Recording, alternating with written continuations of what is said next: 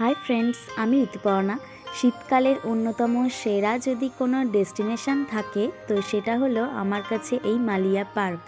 এখানে দূর দূরান্ত থেকে সবাই পিকনিক করতে আসে, আর আমি তো বছরের অন্য সময় আসি বা না আসি, এই সময় একবার আসবই।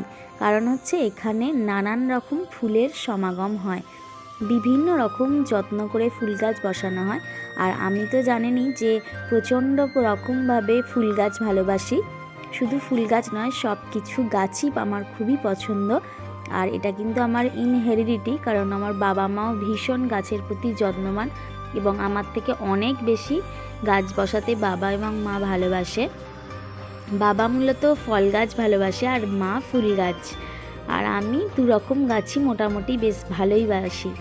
আর আমি আর ইচ্ছের পাপা তিনজনে চলে এসেছি। শীতকালে একবার যেহেতু আসি, তো একবার দেখতে এসেছি যে কেমন এবছর ফুল ফুটেছে। তো এবছর দারুণ ফুল ফুটেছে। আর এই পার্কটার অন্যতম আইকন বলা যায় ওই হনুমানজির মূর্তিটা।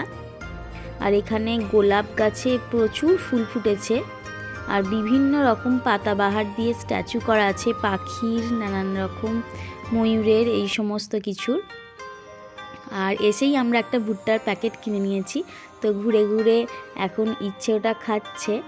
আর এখানেও প্রচুর তারাগাঁদা ফুল ফুটেছে, গাঁদা তো আছেই। এই গাঁদাগুলো মূলত বেশ বড় সাইজের। আর এই ফুলটার নাম আমি ঠিক জানি না, তবে আমার খুব ভালো লাগে এই ফুলটা। খুব সুন্দর, মন্দিরের মতো চূড়ো মাথাটা। আর দেখছেন কি বড় বড় গাঁদা ফুল হয়েছে।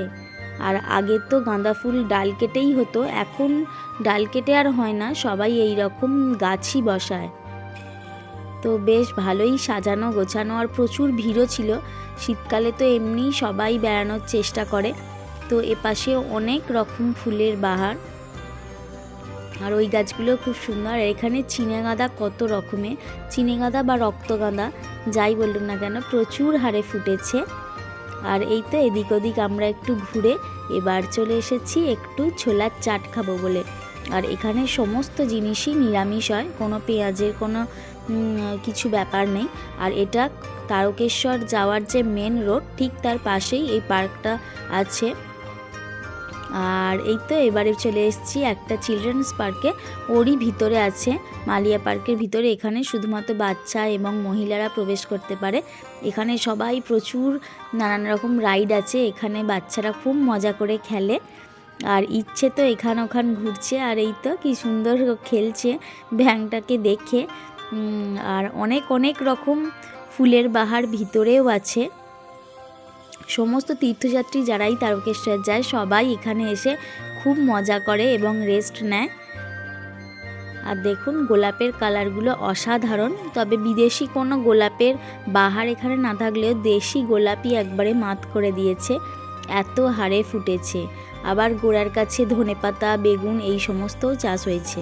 কালারটা দারুণ সুন্দর, একদম মিষ্টি পিঙ্ক।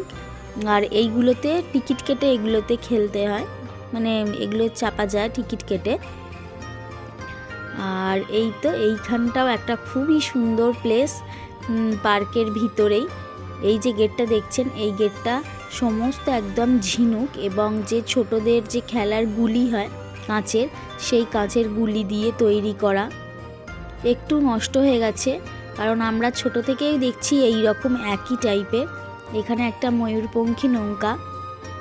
কোনো এক শীতের বিকেলে আপনারাও আসতে পারেন এই সুন্দর পার্কটাতে, এলে অবশ্যই খুবই ভালো লাগবে।